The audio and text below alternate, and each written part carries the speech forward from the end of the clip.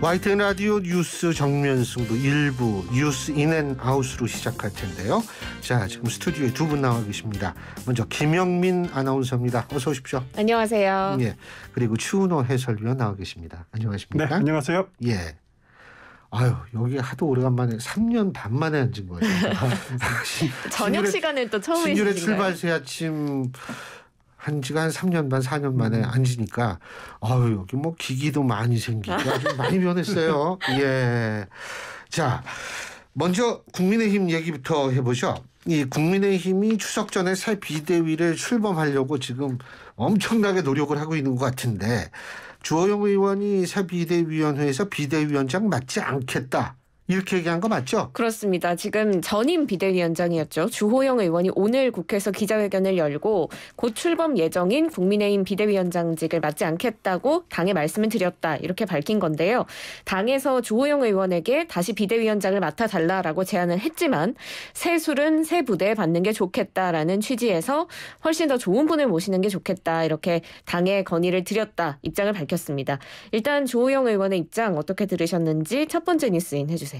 아마 그 국민의힘 의원 가운데 비대위원장 찾으면은 주호영 의원이 가장 적임이었을 겁니다. 짧은 네. 시간 내에 그 비대위를 아주 무리 없이 다루기에는 자기 주장이 또 강한 스타일도 아니고 상황 관리도 능한 분이라서 가장 적임이었을 겁니다. 하지만은 주호영 의원 본인의 말대로 하면은 그 새술은 새부대에 담아야 된다라고 이렇게 표현하지 않았습니까? 네. 그 말 그대로 만약에 주호영 의원이 다시 비대위원장 맡았으면은 도로 주호영 그리고 그나물의 그 밥 이런 비판들 이런 부정적인 인식을 피할 수가 없었을 겁니다. 국민들한테 아무런 감동을 주지 못한다 이런 네. 비판 있었을 거고요. 또 다른 하나가 법원에 맞서는 모습을 피하는 것이 좋겠다라고 하는 그런 생각들이 있었을 겁니다. 물론 이제 국민의힘이 14일로 예정된 가처분 신청 심리 앞두고 새 비대위 출범 정당석 확보 위해서 당원 당규도 다 바꾸지 않았습니까? 네. 그렇지만은 어쨌든 법원이 주호영 전 비대위원장의 직무를 정지시켰는데 다시 주호영 비대위원장을 내세운다면은 법원을 자극시킨다. 법원과 싸우려는 거냐? 뭐 이런 위험을 굳이 감수할 필요가 있겠느냐? 그런 생각들 많이 작용을 했을 것 같습니다. 그렇죠. 주호영 사실 지금 비대위원장은 맞는 것 같아요. 왜냐하면 직무 집행 정지를 당했지 비대위원장이 아니다 이렇게 결정이 나온 것 같지는 않거든요. 제가 알기로는. 근데 어쨌든 뭐 이제 또 새 비대위를 꾸리게 되면 뭐 당연히 새 비대위원장을 또 찾는 것이 논리적으로도 좀 타당하겠죠. 지금 찾고 있죠. 그렇습니다. 새 비대위원장 이르면 내일 늦게 아니면 모레 아침에 지금 발표가 될 걸로 보이는데요. 예. 오늘 국민의힘 지도부가 3선 이상 중진 모임 또 재선 모임 초선 운영위원들이랑 잇따라 만나서 이 후보군에 관련한 의견을 좀 나눴습니다. 당 내에서는 권성동 원내대표에게 비대위원장 인선 권한을 이제 일임하는 것으로 의견이 모인 것으로 보이고요. 권성동 원내대표는 아직 결정된 바가 없다. 좀 말을 아끼는 모습이었습니다. 그렇지만 보도를 보면 일각에서는 박주선 전 국회 부의장 후보로 거론되고 있다라는 목소리가 들리는데 어떻게 보세요? 예, 오늘 박주선 전 국회 부의장이 유력하다 이런 보도들 여러 네. 군데서 나오더라고요.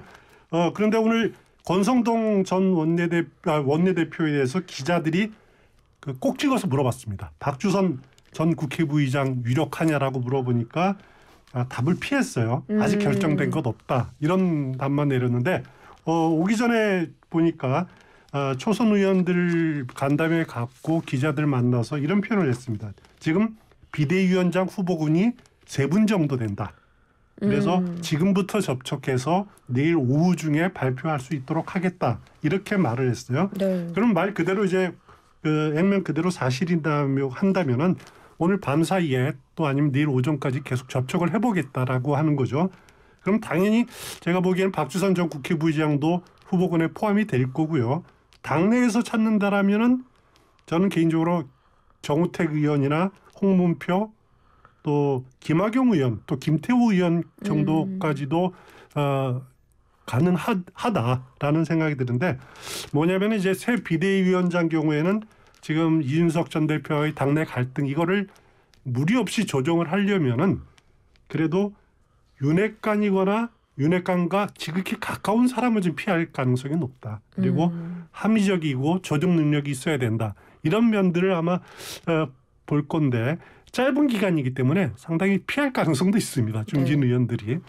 어떤 선택을 할지는 진행을 좀 두고 봐야 될 것 같습니다. 그 윤핵관, 사실은 윤핵관이 친윤의 또 다른 단어잖아요. 사실. 그렇죠. 예? 윤핵관 그러니까 이 과거 정권은 없었는데 이번 정권만 있다라는 생각을 얼핏 하게 되는데 뭐 간단하게 친문이 있었듯이 친윤이다 이렇게 보는데 맞습니다. 좀 중도적인 인물을 해야지 좀 분란이 가라앉겠죠. 제가 분란이라고 얘기를 했는데 지금도 뭐 그 분란의 불씨가 꺼지지 않은 거 아닙니까? 지금 그렇습니다. 이준석 전 대표가 가처분 신청 또 하고 앞으로도 아마 제가 볼 땐 또 할 것 같은데 이런 변수 이거 참 국민의 입장에서부터 곤혹스러울 것 같아요. 그렇습니다. 실제로 당 내에서도 이 가처분 신청 결과에 대한 우려가 좀 있는 것으로 보이는데요. 예. 오선 조경태 의원은 이제 비대위원장이 됐을 때 가처분 신청이 인용되면 어떻게 할지에 대한 우려 섞인 당내 목소리가 있었다 이렇게 밝히기도 했습니다. 지금 이준석 전 대표가 국민의힘이 새 비대위원장을 밝히지 않는 게 이제 가처분 신청을 늦추기 위한 목적인 것 같다 이렇게 말을 하기도 했는데요. 그러면서 성명 불상자를 한번 가처분 걸어볼 가능성을 생각해보고 있다 이렇게 말했습니다. 이거는 어떻게 생각하세요? 뭐 성명 불상자라고를 통해서 이름을 걸고 가처분 신청을 한다라는 것은 뭐 예고적인 차원에서 누가 네. 비대위원장이 되든 하여튼 가처분 신청을 먼저 내볼까라고 하는 뜻인 것 같은데 뭐 그럴 수도 있고요. 아니면은 새로운 비대위원장이 선임이 되면은 그 사람을 상대로 또 가처분 신청을 낼 수도 있겠죠.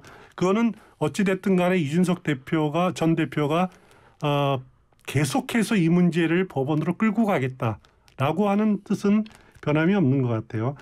그래서 어제 그 말한 인터뷰가 어제 저녁 시점일 겁니다. 네. 그래서 뭐 성명 불상자라는 표현을 했지만은 이준석 전 대표는 그 당시에 보기에는 주호영 의원이 유력하지 않느냐 이렇게 판단을 했던 것 같아요. 그러면서 주호영 의원을 끄집어내지는 않고 성명 불상자라고 약간 비꼬는 식으로 접근을 한 것 같은데 하여튼 결론적으로는 이준석 전 대표 쉽게 물러나지는 않을 것 같습니다. 네. 저는 성명 불상자라고 하면 비꼬는 게 아니라 좀 무서워요. 네? 왜요? 아니 성명 불상자 그러면 그 의지도 대단해 보이고 그러니까 어이쿠 이런 생각이 좀 들 수도 있죠. 네, 예. 지금 뭐 비대위가 추석 전에 이제 출범을 하게 되고 추석 연휴 이후에 14일에 지금 가처분 신청에 대한 신문도 진행이 될 텐데 이게 또 결과가 어떻게 되느냐에 따라서 국민의힘 상황이 많이 바뀔 것 같은데요. 당 상황 어떻게 전망하세요? 일단 법원 판단이 어떻게 내릴지 우리가 예측할 수 없으니까요. 지금 네. 당의 상황이 어떻게 바뀔 거다 말하기는 어려운데 일단 관심은 지난달 26일 어떻게 보면 비대위 그 효력 정지 그러니까 주호영 비대위원장에 대한 직무 정지를 내린 재판부 같은 재판부라는 거죠. 네. 당시에 재판부가 비대위는 당원과 국민이 선출한 정당성을 가지는 그 당대표 또 최고위원을 대신하려면은 매우 엄격하고 신중해야 된다. 그리고 당시 상황이 비대위를 설치할 정도로 비상 상황이 아니다. 이렇게 본 거죠. 네. 하지만 이제 국민의힘은 그동안에 당원을 바꿨고 새로운 비상 상황을 집어넣고 이런 과정을 거쳤는데 같은 재판부라고 그래도 법원이 이런 절차를 인정하느냐 지금 비상 상황으로 인정하느냐라는 것이 아마 쟁점이 되지 않을까 이렇게들 보고 있는 것 같습니다. 네. 제가 정치학한 지 한 40년 됐거든요. 근데 요새는 이 법을 모르면 정치를 얘기할 수가 없을 것 같거든요. 그러게요. 너무 무슨 어려워요. 정치 얘기를 하려면 이게 무슨 법률 상식 뭐 이렇게 되는 것 같아요. 이쪽도 지금 법률 문제가 있지만 민주당도 지금 이른바 사법 리스크. 그러니까 국민의힘 민주당 다 사법 리스크인데 민주당 얘기 좀 해보면 이재명 대표 검찰 조사에 불출석하기로 결정을 했죠. 서면 조사서는 제출할 모양이에요. 네, 일단 안호영 민주당 수석 대변인이 오늘 서면 브리핑 통해서 밝혔는데 이재명 대표가 어제 오후에 검찰이 요구한 서면 조사서에 이제 소명에 필요한 답변 진술을 기재해서 중앙지검에 보내고 유선으로 통지했다라고 밝혔습니다. 검찰의 이번 출석 요구 사유가 서면 진술 불응이었잖아요. 그래서 서면 조사에 응했기 때문에 출석 요구 사유는 소멸됐으니 분명하다 이렇게 입장 밝힌 겁니다. 그러면서 이재명 대표에 대한 검찰의 출석 요구가 이제 꼬투리 잡기식 정치 탄압이다라고 좀 분명하게 규정을 했는데요. 사실 출석 여부 굉장히 좀 많이 화제가 됐었는데 이재명 대표 어제까지만 해도 좀 생각을 해볼게요 이런 이야기를 하지 않았습니까? 오늘 아침까지도 좀 고심을 한 걸로 알려져 있는데 불출석 잘한 결정이라고 보시는지 뉴스님 부탁드릴게요. 개인적으로 아쉽습니다. 개인적으로 제1야당 대표라면 좀 당당한 면이 있어야 되는데 불출석까지 가는 과정을 보면은 좀 당당하지 못한 면들을 보였다. 뭐냐면은 검찰이 당초 지난달 19일에 이재명 대표에게 서면 질의서를 보내지 않았습니까? 네. 그렇지만 이 대표가 응하지 않았었죠. 그 당시에는. 그리고 검찰 입장에서 보면은 공소시효 만료 앞두고 어떻게든 정리해야 되니까 의견 질수 기회가 필요하다라고 해서 출석 요구한 것인데 그때는 왜 서면 조사 요구에 응하지 않았다가 왜 이제야 서면 조사를 받아야 응하는지 그 과정에 대한 설명도 없고 좀 궁색하다는 거죠. 물론 이재명 대표는 이런 과정을 거치면서 정치적으로는 몇 가지를 얻었습니다. 뭐냐면은 첫 번째 검찰의 소환 요구하니까 일단 정치 탄압이다라고 하면서 당내에 친명 비명할 것 없이 뭐 전면전이니 전쟁이니 이렇게 내세우면서 단일 대우가 형성이 되지 않았습니까? 당내 그 과정에서 전당대회에서 벌어졌던 불협화음 사라져 버렸죠. 그런 네. 목소리 없어져 버렸죠. 그 사이에 이재명 대표는 당내 인사를 친명 위주로 단행을 했습니다. 그동안에 뭐 탕평 인사할 거다 이런 예상을 했지만은 예. 그거 싹 깨버리고 자기 식구들을 포진하고 네. 거기에 대한 불만을 또 나오지 못하게 이렇게 돼버렸죠. 또 다른 하나는 뭐냐면은 이재명 대표는 의원총회라든가 아니면은 최고위원이라든가 당의 불출석 권고를 받아들여서 출석하지 않은 형식을 취했습니다. 지금 이번 검찰 조사 항목이 선거법상 허위 사실 공표거든요. 그거지만은 이것에 대해서도 하여튼 검찰의 수사를 정치 탄압이다라고 할 명분을 얻었습니다. 앞으로 이제 이재명 대표를 겨냥해서 뭐 대장동, 백현동 의혹, 뭐 성남 FC 후원금 문제, 변호사비 대납 의혹 이런저런 경찰과 검찰의 수사가 진행이 될 텐데 이런 것들에 대해서도 정치 탄압이다라고 할 수 있는 방탄박을 칠 수 있는 그런 명분을 얻었다는 거죠. 그래서 뭐 이런저런 정치적인 실익은 있을지는 몰라도 그래도 개인적으로 야당 대표라면은 좀 당당해야 되는데 그 검찰 서면 조사에 응하면서 애당초에 응했다라면 깔끔했을 텐데 그러게요. 그런 뒤늦게 응하는 과정에 대한 설명도 없었고 그런 과정이 좀 개인적으로 좀 아쉽다 이런 말씀을 드리고 싶습니다. 근데 이제 민주당이나 이재명 대표 입장에서는 추석 연휴 이제 좀 있으면 시작하는데 검찰 출두 딱 해버리면 이제 추석 연휴 내내 뉴스마다 그 모습 나올 거라고요. 온 가족이 둘러앉아서. 그렇죠. 그러면은 이제 또 거기에 대해서 얘기 나눌 거 아니에요. 네. 사실 이런 거는 민주당의 입장이나 이재명 대표의 입장에 대해서 볼 때에는 좀 그렇게 뭐 그럴 수 있다라고 넘어가기는 좀 힘든 측면도 있을 겁니다. 예. 그 뭐 당연히 여당에서는 비판하겠죠. 네, 권성동 원내대표가 지위고하를 막론하고 검찰의 수사에 적극 응할 의무가 있다. 이 대표도 예외가 아니다라면서 이 대표 스스로를 본인의 성역이나 치외법권 지역에 있다고 착각하지 말기를 바란다. 이렇게 경고성 발언을 하기로 했습니다. 근데 사실 여당 과는 좀 별개로 민주당 내에서도 약간의 불편한 심기를 드러난 인물이 있죠.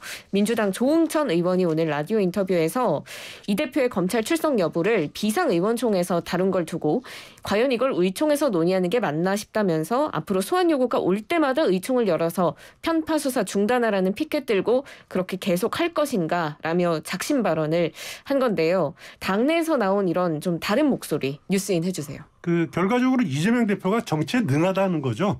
그러니까 검찰 출석하는 문제 어찌 보면 개인적인 문제일 수는 있는데 이거를 당의 문제, 당의 전체 문제로 하여튼 연결시켰다라는 네. 거죠.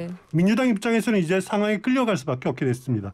검찰이 만약에 이 문제를 통해서 기소를 하게 되고 재판이 진행이 돼서 만약에 벌금형 100만 원 이상의 유죄 판결을 받으면은 민주당으로서는 굉장히 곤란해집니다. 공직선거법에 따라서 국가로부터 받은 대선 선거 비용 다 물어내야 됩니다. 434억 원. 그리고 이재명 대표로서는 5년간 피선거권이 박탈이 되고 그럼 당연히 국회의원직을 잃게 되고 또 다음 대선에 나갈 수 없게 되는 그런 굉장히 어려운 상황이 되게 되죠. 그렇기 때문에 민주당으로서는 친명이든 비명이든 간에 이재명 대표와 묶일 수밖에 없는 코를 깨를 수밖에 없는 그런 구조가 된 거죠. 조응천 의원은 이런 점들을 좀 우려하는 생각들을 표현한 것 같습니다. 434억 원을 토해내야 된다. 이건 뭐 망하는 거죠. 이렇게 되면. 네?